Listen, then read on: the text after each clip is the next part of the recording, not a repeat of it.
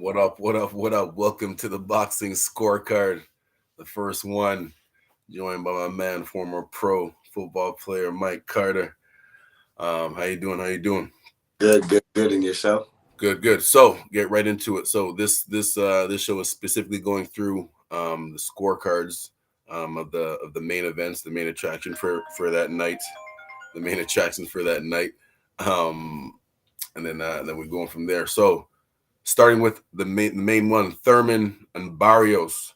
Oh yeah, and what I'm gonna normally do is go through like if there was some last night there was no close fights. They were all kind of wide margins because of what I'd normally do is give the specific what the judges specifically had it and then go through what we had it. But they were all kind of wide, but the thing doesn't the numbers don't always tell the tale. So Thurman and Barrios, I had it specifically 118, 110. I only gave the first two rounds to Barrios.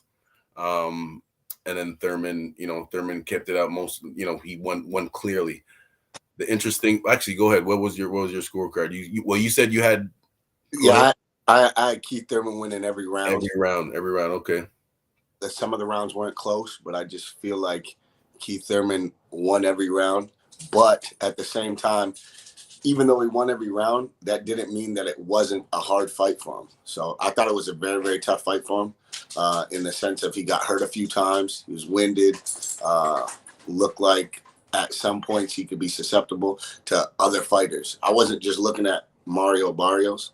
I was looking at him fighting the Terrence Crawfords, the Earl Spence, the Boots Ennis, those guys, and even Tank. All the guys. Now, when you think about those fights, though, specifically about the scorecard of those fights, do you think those fights would be ending in by TKO before the end of the fight, or you think those fights would be going the distance? Because go ahead, say what you're gonna say first, and then I'll add my 2 cents. And then... I think that all those fights end before 12th round. I think. Wow. I think we know that. Obviously, I'm a big Terrence Crawford fan, but Terrence Crawford is definitely a killer. If he hurts you, it's going to be a problem. Mm-hmm. Earl Spence to the body, he's relentless with his attack. Now, that's the Earl Spence before the car accident. We don't know how he's going to be coming back, but he was a offensive juggernaut. So, I got you. And Ron Boots Ennis, like you say all the time, yes, those guys have been doing that, but he looks really, really good. Now, coming back to this fight with Thurman and Barrios, again, we had Thurman winning the whole way through, but specifically round 7, 8, and 9, I clearly had well, no, sorry, not clearly. The reason why I'm bringing up those specific rounds 7, 8, and 9 is because I scored them for Thurman 10-9, but they were still close rounds. You could see. I guess it was the Thurman used to call himself one time because he had that one punch power. So in the times that he was hurting Barrios, it was off of one shot, right? It was off of one shot, not a real combination. So he still has that power, but questionable power because we got jumping in that. We got jumping in there. Questionable power because Barrios was still coming forward. There he is. Ronnie, what up? It's gonna be Up? when my next champion's coming up here. You scored the fight. You scored Barrios and Thurman. Yep. I had only What first was one in this? one round though. You only gave Barrios one round. Which round was that? I think it was round 6 that I gave him. Yeah. Okay. So yeah, pitching a shutout too. What did you think? Even though that what we were just saying, even though Thurman clearly won. Even the later rounds, Barrios was still making a good case for himself coming forward. What did you think of Barrios's performance, or just in general, as far as scoring the fight? Could you see there was a couple of close rounds in the later rounds? Oh, he's cutting off. Oh, Els is in the building. What up, though? Els is in the building. I can't hear y'all, man. What up? We can hear you. We can hear you clearly. We got Mike in here. We got Ronnie here too. I can't hear you now. Your stuff's muted. Okay. Go ahead, talk. We can hear you, Randy. What up? What up? Just turn the volume up. Turn your volume up just a little bit. From Yes, where? sir. Yes, sir. Yes, sir. Yes, sir. You got a chance to score the fight? Which one? Thurman and Barrios. Yes, I did. Um, The fuck was my scorecard? I think I had it 118, 110. I did Yeah. have. I think I had the same scorecard you did. 118, 110. I gave Barrios one of the first two rounds close. mhm. But Keith did his thing, you know what I He mean? did. What we were just saying is that even though even in the later rounds, even though Keith was we had Keith clearly winning, I was talking about specifically round 7, 8, and 9. I scored them for Keith, but Barrios they were close rounds. Like it could have went could have slightly went either way, even though I still scored it for Thurman. What do you think about that? Yeah, I got about. I think I might have I gave Barrios, I think maybe the one or two of the first or something like that. I could be wrong. I gave I know I Barrios gave the him. first two. I know I gave him might have 2 rounds in the later at the second half of the fight. Mhm. But yeah, I agree with you. There were a couple close rounds. Specifically, I got to give a shout out to Randy because he's the one that told me about this app called JudgePad. It's specifically on iPhones. There's a million different boxing apps out there, but the reason why, and thanks again, Randy, for putting me onto this. The reason why this one I think is the best one is because the specific features that you have in it. There's an option like you score the round, and there's an option just to click a button to write some quick notes in between round, like That's exactly it. To remind you specifically why you gave it to one guy or another. And there was also a button, just one button that you can press that turns red, just to indicate it was a close round, right? Because a lot of times, again, the scorecard, the scorecard doesn't tell the whole story of the fight. Like I said, Keith Thurman clearly won the whole fight last night, but at the end of the fight, his face was still marked up. You know what I'm saying? Still marked up and stuff like that. So speaking of marked up, Barrios looked like the Elephant Man. yeah. You can see his nose was oh my goodness, was seriously swelled up. From there. Did you guys score any of the other fights? Oh, that last fight, I scored the Rodriguez and oh shoot, no, I missed that one. I got to go through back. The Rodriguez and Quadras fight. That was a banger. Mike, did you see that one? Nope. And the new Rodriguez impressive. I'm impressed with him. Timeout. Did you score it though? Yeah. What was your score? I scored at 116, 111. Okay. For Rodriguez. You guys get a chance to look at him. He's got great footwork. He's got footwork, how he gets inside and gives you that little right uppercut, or like he's got footwork along the lines of Lomachenko. Trust me on this. And now real quick, just to give your scorecard again, you had it was Quadras that you had winning? No, I had Rodriguez up. Okay. Rodriguez won. I had him up. I had him 116, 110.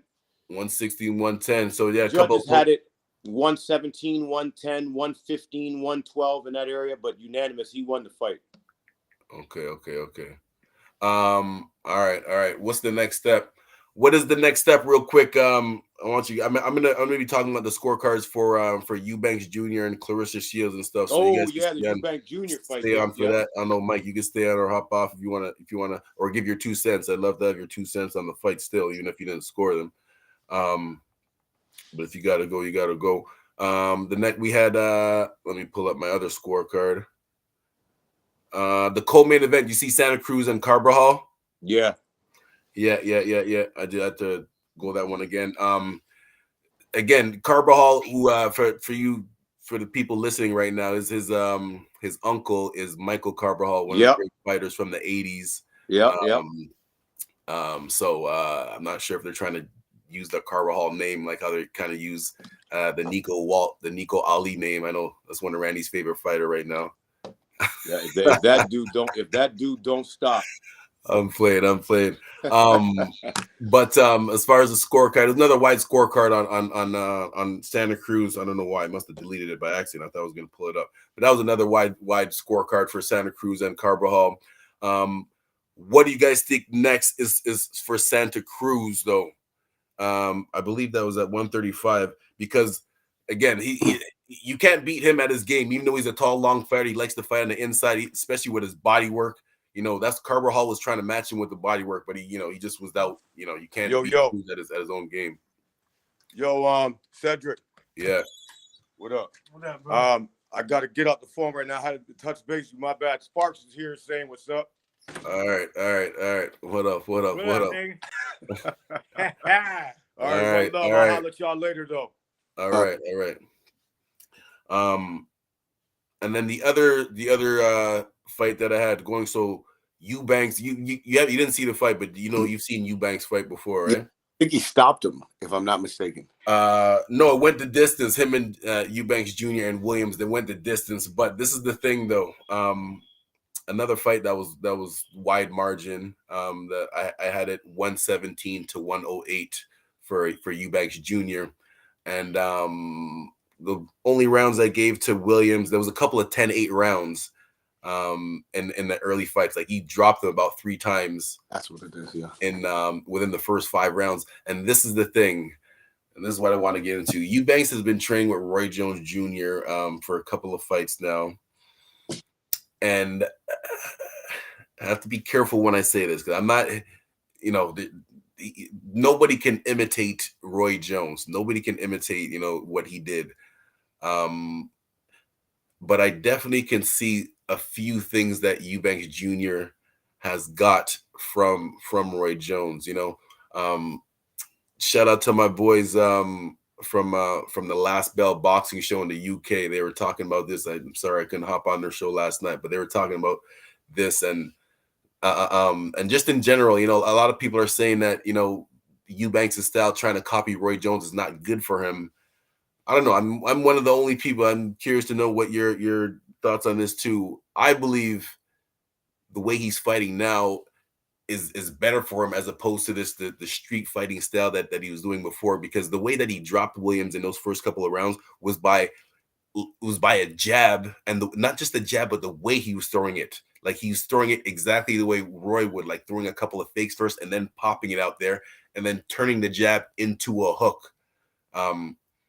Exactly the way that Roy Jones would do it. So again, I'm not saying he's the next Roy Jones. He's already, halfway through his career, but that specific part that he's adapted from Roy Jones can help him at the top level. The only thing that he needs to improve on, obviously, is he can't keep his hands down like Roy Jones. He doesn't have the head movement from there. What do you think about that, Mike? So I'm a big believer of, if it works for you and you could get it done that way, okay. I think a lot of people nowadays don't want people to emulate people. Everybody says it's copying this and that. But if you're saying, I didn't get to see the fight, but if you're saying that he's fighting like Roy and he's winning, and obviously he needs defense, everybody knows that Roy was winning. Not only was he an exceptional athlete, he was a good boxer and had power, but over his athletics. So if Eubanks Jr. isn't as athletic or more athletic than everybody else, it might be a problem. Roy Jones wasn't the most technical fighter, in my opinion. Let me not say, I want you to say what you think, but I don't think he was super technical like Floyd. But his biggest asset was he was more explosive, more athletic than everybody else. Roy Jones Jr.'s style is very, very hard to emulate, man. Yeah. As I say all the time, you want to master the fundamentals before you do the advanced stuff. Obviously Roy Jones, he mastered the fundamentals as a kid before he relied on his athleticism. Banks doesn't have that natural athleticism, so the number one thing he's gonna have to prove on is he's not gonna be able to keep his hands down like that with the top level guys. Because specifically going to my scorecard, I actually gave Williams round 8 and 9, and I didn't even score them as close rounds. Like I had Williams clearly winning those 2 rounds just because he was getting bombed. Not Eubanks, not bombed, but Williams was landing some good right hands that was making Eubanks' head like snap back. Like they were clearly hard right hands. And obviously, you know, if Canelo or one of them guys touching one of those might be a different story. But again, you know, I'm not saying whatever with Canelo, you know, has a little bit of trouble with boxers. Just the way Eubanks was using his jab might give him some trouble just going off of that. So yeah, that was my thoughts on there. I like if he's incorporating new things and he's getting better, of course, because that's the thing. Everybody doesn't understand that you want to be able to adapt and pick up little nuances of different people's styles and stuff. And if it works for you, keep it. If it doesn't, throw it out, right? Exactly. Yeah. Shout out to Ashik Sniping or Dusty Munn from, we're from Canada, but we're international when it comes to boxing knowledge. You know what I'm saying? Last fight I'm going to go through, Clarissa Shields, one of the greatest boxers ever, and her opponent, Kozin. This was I guess a showcase fight for the Savannah Marshall showdown. Clarissa won every round. Again, usually I would give the scorecards from the specific judges, but Clarissa clearly won every round. Was looking to stop her. I would think the referee or her coaches could have threw in the towel at some point in time, but she hung in there.